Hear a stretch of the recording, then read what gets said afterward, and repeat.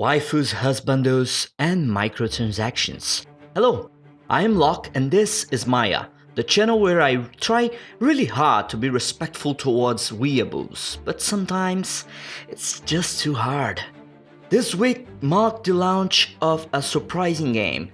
MiHoYo's Genshin Impact is an action RPG that wants to remind you of Breath of the Wild really hard, but stops lots of steps before being as good as it. Genshin Impact is a gacha game. Gacha is the abbreviation of gashapon, a Japanese traditional toy that comes inside small capsules on their stores, and you never know what might come out of it.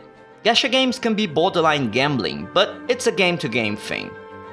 Some gacha games are intensively focused on taking all your money, and others are not that bad. I gotta admit that first, I didn't expect anything from Genshin Impact, and I usually hate those wife simulator games that prey on otakus with lots of money to waste. But this game is actually fun, for a free game. At the same time that the vast world of Teyvat feels and looks like a carbon copy of Nintendo's masterpiece, the gameplay fails to give the same vibe. The core of the combat system is very simple. It's just what you would expect from a cheap action RPG game with many roots in MMORPG's mechanics. You mash the attack button and sometimes combo effect with magic. But there is a cool mechanic in the game, the 4-character party that are interchangeable on the fly, and that adds the possibility of mixing elemental magic for various effects, like making someone wet and freeze them with ice, or burning down wooden weapons and then using a hurricane to throw them in the air. There are various possible combinations and effects, and the game never gets tired of informing this to me, as the tutorials seem to never stop coming up on the screen, to a point where I don't read any anymore. But yeah, the 4-character system is the biggest thing this game has going for it, because the combat per se feels kinda light, you know? Even when I'm hitting enemies with my maid wife with the Buster Sword, it doesn't feel like I'm doing enough knockback or damage. It just feels too dependent on the level, system, and stats, like most action RPGs or RPG FPSs, like shooting a level 20 guy when you are level 2 in The Division feels like you're massaging his forehead. Here, using my 2-meter long sword with flames on a higher leveled enemy feels just like that, nothing. And that is where it runs away from its source. There is a valid game design reason for Zelda not to have character levels. In our favorite Elven game, everything works around weapon systems. Stronger weapons deliver more damage and you gradually get stronger based on what you use. And nothing is stopping you from getting a really good sword at the beginning of the game and destroy everything around you. And I believe this would have worked great here, because the gacha system actually drops many weapons while you're trying to get Ginger Batman to come up, and the game actually prohibits you from going to certain areas, feeling much less like a Zelda clone and more like a generic action RPG. The level system feels like a bad design choice. They could have based everything around the various weapon types and elemental weaknesses only, and it would actually make the combat feel much better. There is no reason to dodge a lot. There are no jumping attacks unless you are above a certain height, and no jumps can go that far, so you gotta climb a house to do any of the really satisfying jump attacks. The quest system feels cluttered, and everything also does, because you have many levels in the game, like 4 different ones. Character levels define their health and some stats. Weapon levels define how good the weapon is. Adventurer levels define if you can continue the main quest or need to do some arbitrary side quests before advancing. And there is another level that dictates the global stamina of your party. Each individual character can be leveled by dissolving the many experience items on them and fighting, but the experience you get from monster is ridiculous in comparison with the many experience books you find around. Weapon levels are upped by sacrificing other weapons and experience weapon crystals on them. Adventure levels come from quests and activities and limit your reach inside the game world, because most dungeons you find will require very high adventure levels in general, and the stamina one comes from offering sacred gems to statues of the goddess of wind, just like in another game I know. but this only gets your global stamina levels up and some other stuff. So each character works with different elements and weapons. There are mages with books, knights with lances, warriors with swords, and maids with Zweihanders. But the real interesting thing here are the elemental powers they have. Enemies have elemental weaknesses and strengths, and you can find out pretty easily which one has each just by the colors in general.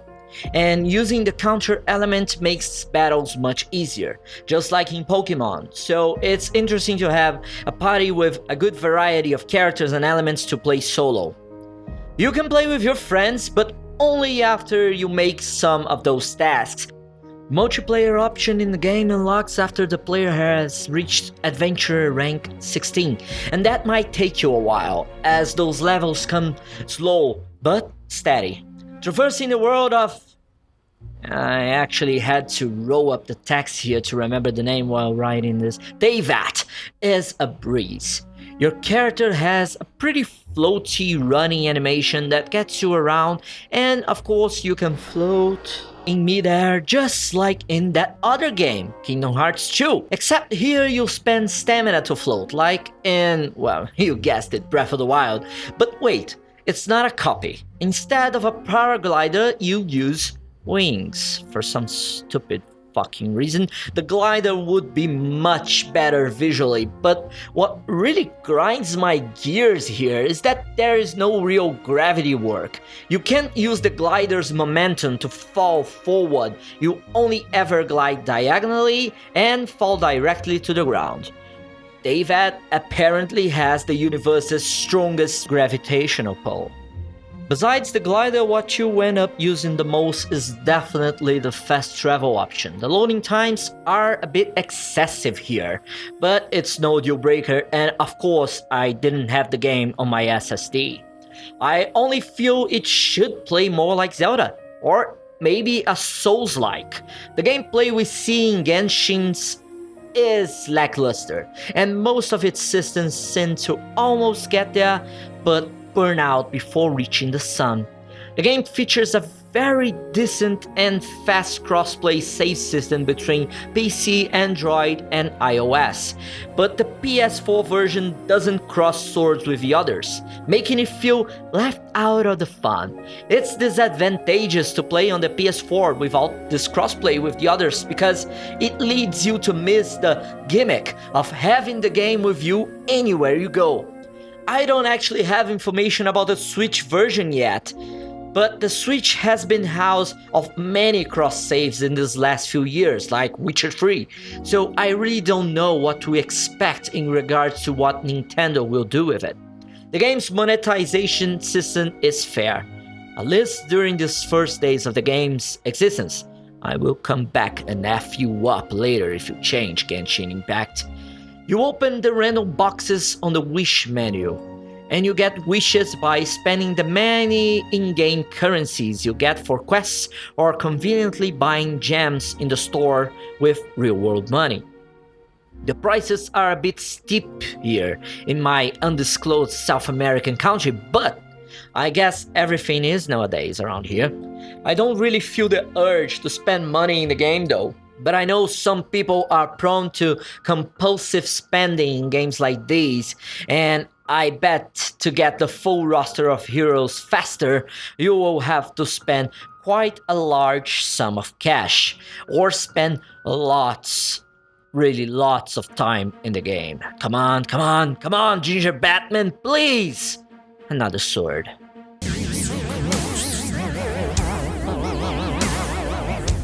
Well, do I consider Genshin Impact predatory? Not at all. It has fun gameplay, works seamlessly across most of my devices, fuck you Sonny, and it's always fun to lose 20 minutes exploring the world of Teyvat, with my roster that is just missing Ginger Batman.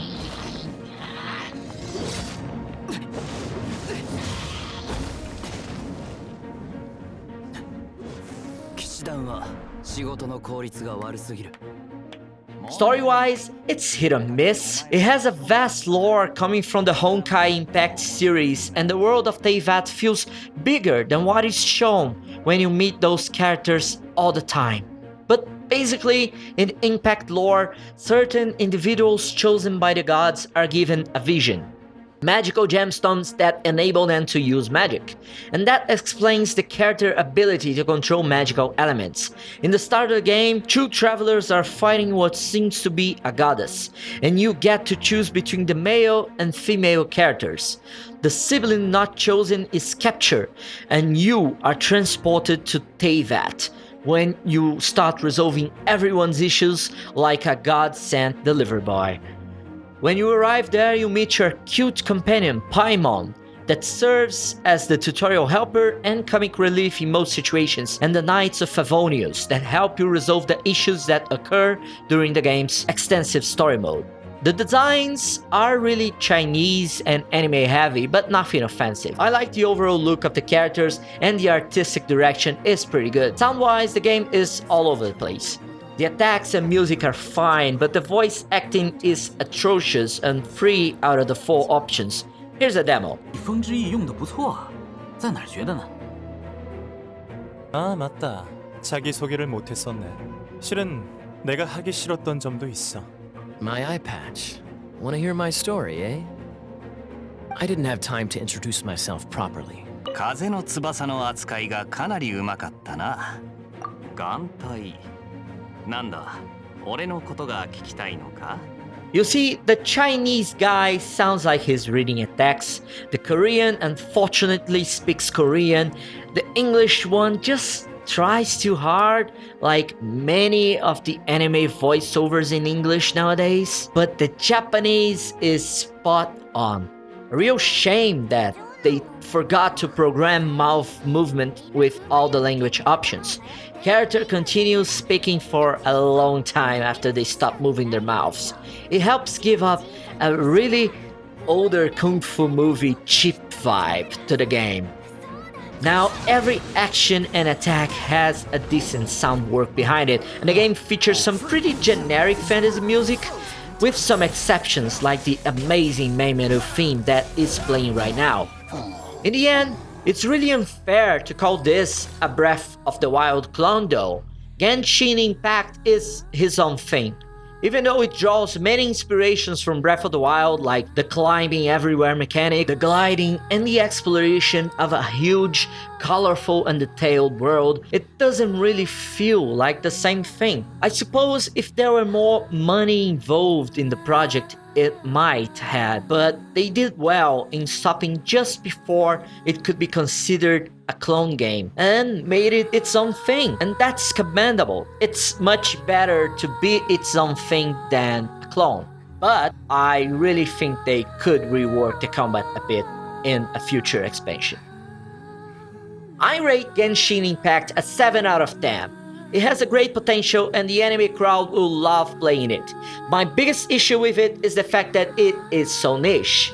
But any anime game will be niche, so we can't take points away from it because of that, as it will be highly unfair. And at the end of the day, don't forget the most important thing. This is a free game, and it's being compared to Breath of the Wild, a Nintendo Switch exclusive that you can't play anywhere else. So get Genshin Impact right now. It's available for free on PC, mobile devices, both iOS and Android, and PS4, and soon it will be available on the Nintendo Switch. If you enjoyed this video, like and subscribe right now. Maya delivers bi-weekly content with information on new games, anime, and tech, and I would love to bring it to a tri-weekly thing, but we are going slow and steady, just the way I like it. I'll see you next time.